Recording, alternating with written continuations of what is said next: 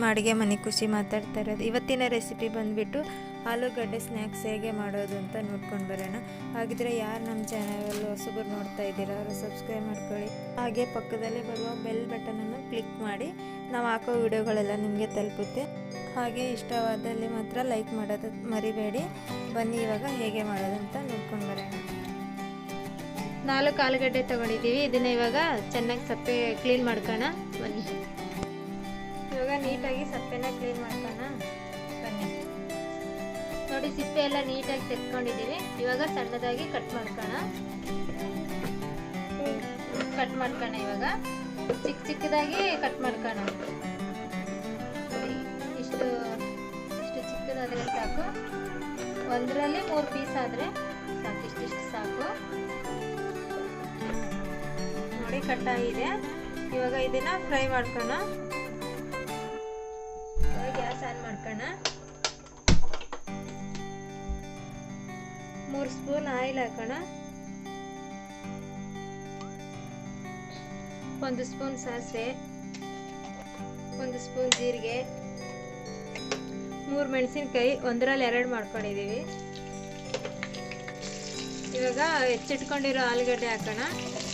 ಚೆನ್ನಾಗಿ ಫ್ರೈ ಆಗಬೇಕು ಎಣ್ಣೆಲೆ. ತುಂಬ ಈಸಿ ರೆಸಿಪಿ ಇದು, ಯಾರಾದರೂ ಮಾಡ್ಬೋದು, ಅಡುಗೆ ಬರಲ್ದವರು ಮಾಡ್ಬೋದು. ಊಟದ ಜೊತೆ ಸೈಡ್ ಚೆನ್ನಾಗಿರುತ್ತೆ ತಿನ್ನೋಕ್ಕೆ. ಒಂದು 10 ನಿಮಿಷ ಇದೇ ಥರ ಫ್ರೈ ಮಾಡ್ಕೋಬೇಕು ಚೆನ್ನಾಗಿ ಬೇಯೋವರೆಗೂ. ಇವಾಗ 10 ನಿಮಿಷ ಆಗಿದೆ. ಒಂದು ಅರ್ಧ ಸ್ಪೂನ್ ಅರಿಶಿಣ ಹಾಕೋಣ. ಮಿಕ್ಸ್ ಮಾಡೋಣ ಚೆನ್ನಾಗಿ.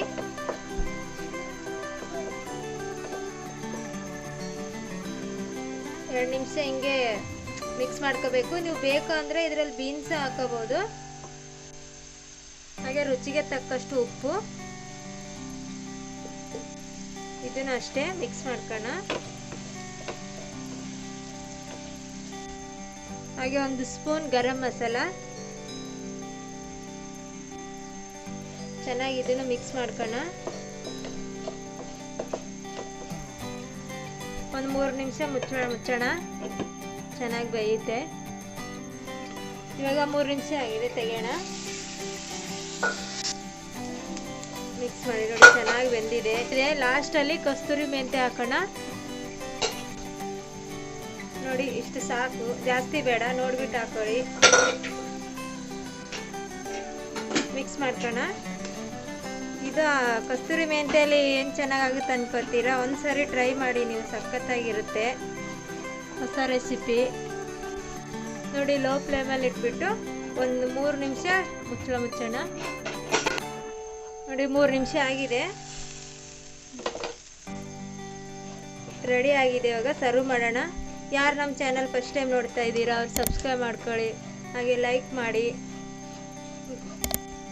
ಹಾಗೆ ಪಕ್ಕದಲ್ಲಿ ಬರೋ ಬೆಲ್ ಬಟನ್ ನಾವು ಹಾಕೋ ವಿಡಿಯೋಗಳೆಲ್ಲ ನಿಮಗೆ ತಲುಪುತ್ತೆ. ರೆಡಿ ಆಗಿದೆ, ಸರ್ವ್ ಮಾಡೋಣ ಬನ್ನಿ. ತುಂಬ ಚೆನ್ನಾಗಿರುತ್ತೆ, ಟ್ರೈ ಮಾಡಿ ಒಂದ್ಸಾರಿ. ಓಕೆ ಫ್ರೆಂಡ್ಸ್, ಖಂಡಿತ ಟ್ರೈ ಮಾಡ್ತೀರಾ ಅನ್ಕೋತೀನಿ.